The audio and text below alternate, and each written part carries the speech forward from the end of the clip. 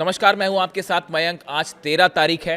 देखिए, जिस तरह से डोनाल्ड ट्रंप की और जिनपिंग की मुलाकात हो रही है चीन में, लेकिन इसी बीच बड़ी खबर है ईरान से। ट्रंप और जिनपिंग की मुलाकात के दौरान ईरान ने शुरू कर दी है आखिरी जंग की तैयारी। एक बड़ी वॉर ड्रिल हो रही है हॉर्मूज के आसपास, और ईरान ये मानकर चल रहा है कि जैसे ही ये मुलाकात खत्म होगी उसके बाद ईरान पर एक बड़ी स्ट्राइक हो सकती है और ईरान पर बड़ा ग्राउंड ऑपरेशन हो सकता है। देखिए, जो ड्रिल जिस नेचर की ड्रिल कर रहा है ईरान, वो ये मान के चल रहा है कि एक बड़े ग्राउंड ऑपरेशन के तहत ईरान पर हमला किया जा सकता है। और तेहरान ही नहीं, खार्ग आइलैंड के आसपास, केशम आइलैंड के आसपास, फारस की खाड़ी में, तीनों जगह एक साथ बड़े हमले हो सकते हैं और अमेरिका के पैराट्रूपर्स लैंड भी कर सकते हैं।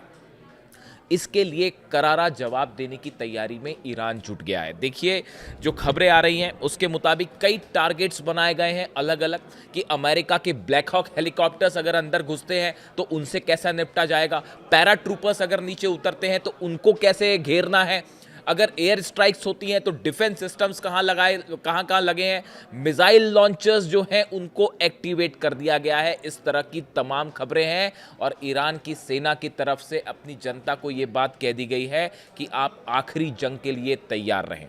देखिए, सारे रास्ते, जितनी कोशिश ट्रंप ने की, सब फेल हो गए हैं। हमला करके देख लिया, बातचीत तरह तरह की होने लगी, तरह तरह के जो है प्रस्ताव सामने आए। मैंने आपको पहले ही कहा था किसी का कोई नतीजा नहीं पहुंचेगा, और अब बात आके रुक गई है इस मुद्दे पर कि आखिरी कोशिश हो रही है चीन में, और डोनाल्ड ट्रंप चीन के जरिए हॉर्मूज खुलवाने की कोशिश कर सकते हैं। देखिए, इस तरह की खबरें हैं तमाम की हॉर्मूज को लेकर जो है मार्को रूबियो और वांग यी, फॉरेन मिनिस्टर जो है चाइना के, और अमेरिका के विदेश मंत्री मार्को रूबियो के बीच में एक बात हुई है।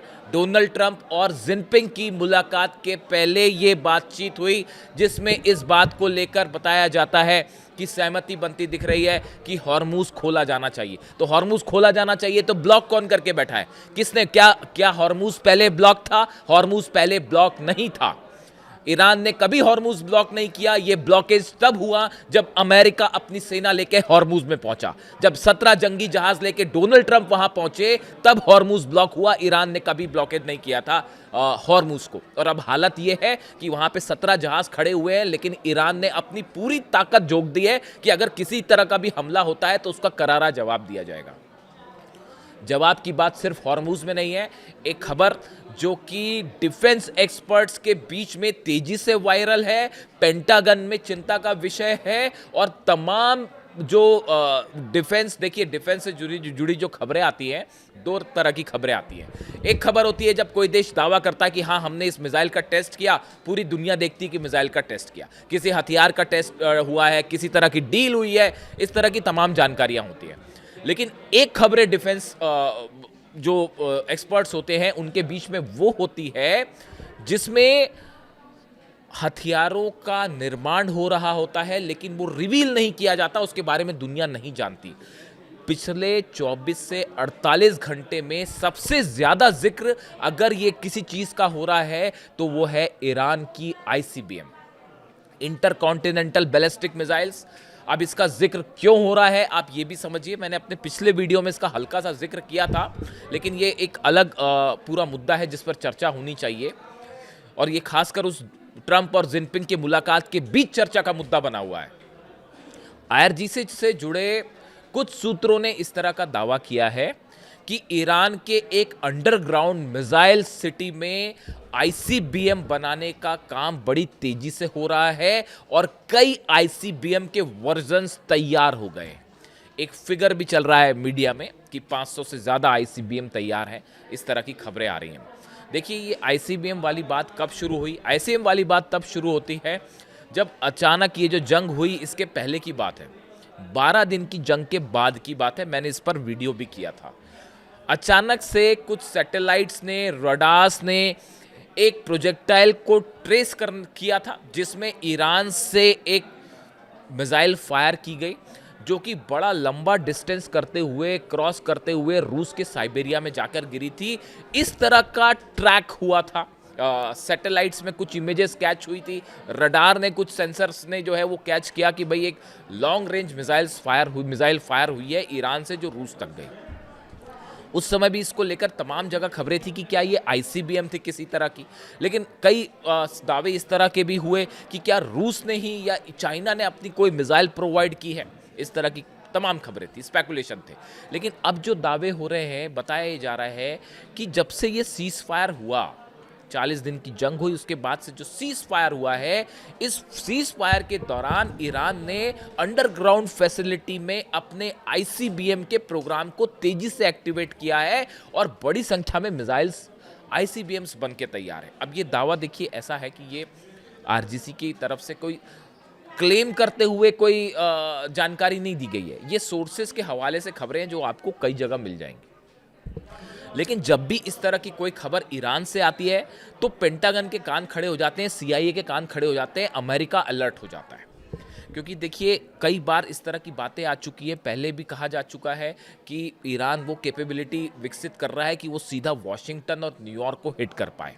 इस तरह के दावे कई अमेरिकन सांसद जो हैं उन्होंने किए, कई एक्सपर्ट्स ने भी इस तरह की बातें कही। उसको लेकर उस समय ये कहा गया कि अमेरिका ईरान पर आरोप लगाने की कोशिश कर रहा है, तमाम इस तरह की बातें हैं।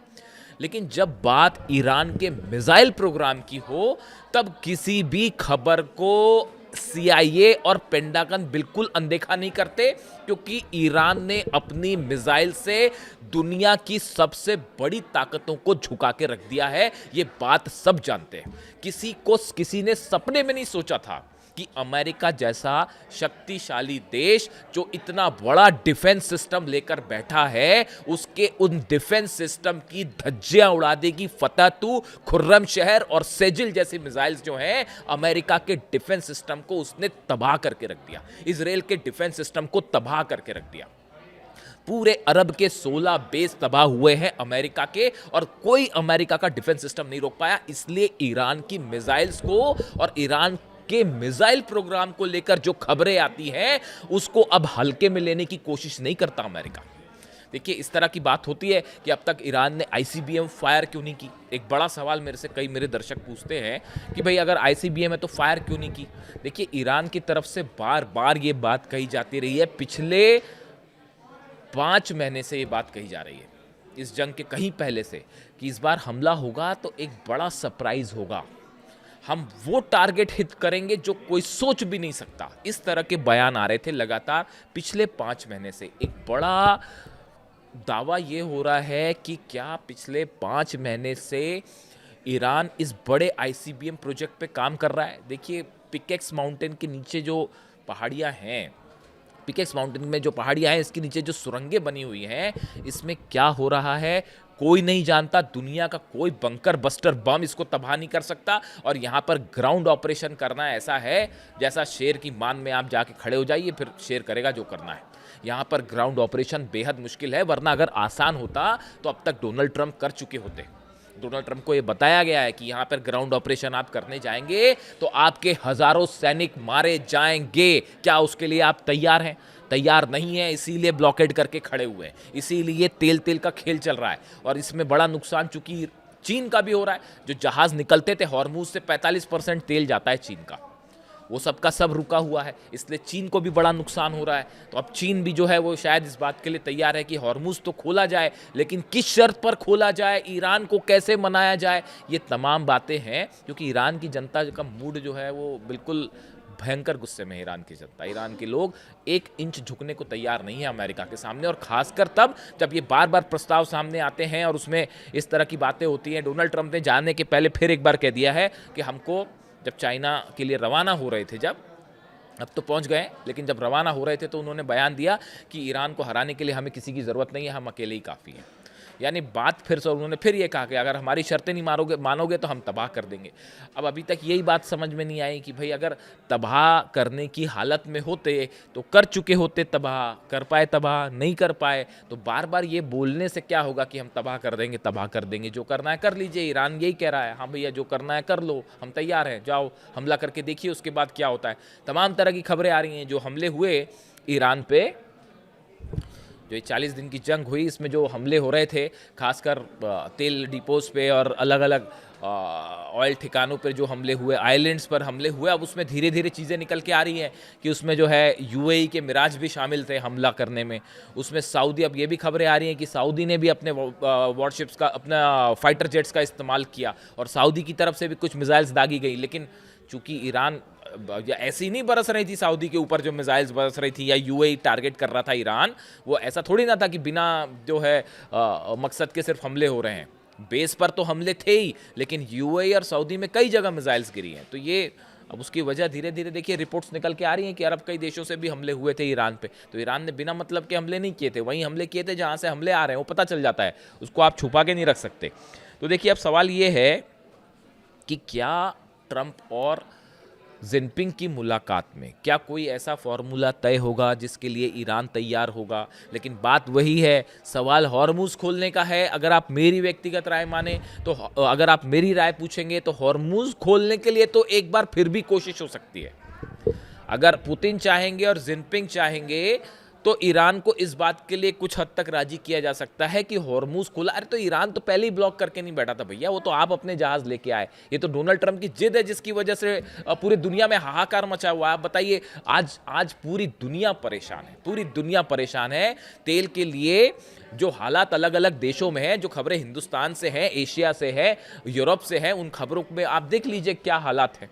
और इसके लिए जिम्मेदार कौन है? सिर्फ एक जिद।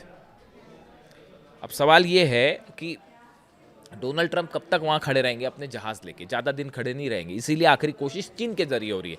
लेकिन अगर ईरान इसके लिए भी तैयार नहीं है, मामला देखिए हॉर्मुज से ज़्यादा बड़ा मामला है यूरेनियम का। ईरान अपना यूरेनियम किसी हालत में नहीं देगा, और अब तो ये भी कह दिया गया कि 90% एनरिच करेंगे अगर हम पर हमला किया तो। इसका सीधा सीधा मतलब है, देखिए कोई भी देश कभी ये नहीं कहता कि हम 90% एनरिच करेंगे। फ्यूचर टेंस में कभी बात नहीं होती। कोई भी देश जब ये बयान देता है, इसका मतलब होता है कि वो ऑलरेडी उसने वो चीज़ कर ली है। यानी मतलब मेरी समझ तो यही कहती है कि भाई अगर आप डिफेंस एक्सपर्ट के पॉइंट ऑफ व्यू से समझें तो ईरान जब ये कह रहा है कि अगर हम पे आपने हमला किया तो हम 90% एनरिच करेंगे, वो करेंगे नहीं है, वो फ्यूचर टेंस नहीं है जी, वो ऑलरेडी क्षमता हासिल हो गई होगी। इसीलिए ट्रंप अभी तक हमला नहीं कर पाए, क्योंकि वो कभी भी एटम बम में कन्वर्ट हो जाएगी। आप कभी ये नहीं पता लगा सकते कि ईरान का यूरेनियम कहाँ है, कहाँ जगह, किस किस जगह पर न्यूक्लियर। ये तो आपको पता है ना कि इस्फहान में है, फोर्दो में है, और नतांज में न्यूक्लियर प्रोग्राम है, बुशर में चल रहा है। इसके अलावा कितनी साइट्स ऐसी हैं पिकेक्स माउंटेन के नीचे जहाँ क्या क्या चीज़ें होंगी, कहाँ कहाँ सेंट्रीफ्यूजेस होगा, क्या आपको पता चल जाएगा? किसी को नहीं पता चल सकता, CIA को नहीं पता चल सकता, ना मोसाद को पता चल सकता। ऐसे हालात में ईरान के पास सरप्राइजेस के लिए तैयार रही है, जिसमें ICBM हो सकता है कि वॉशिंगटन न्यूयॉर्क तक की रेंज हो, और नहीं तो कम से कम जो है वो यूरोप के कई देश तो उसमें शामिल हो ही जाएंगे उस रेंज में। इस तरह की आशंकाएं हैं। यानी अब नज़र है ट्रंप और जिनपिंग की मुलाकात पे, और बड़ी जंग की तैयारी में है ईरान। आप देखिए 24 घंटे के अंदर तस्वीर साफ होती दिखाई देगी। आप कमेंट करके बताइए वीडियो कैसा लगा। Thank you so much.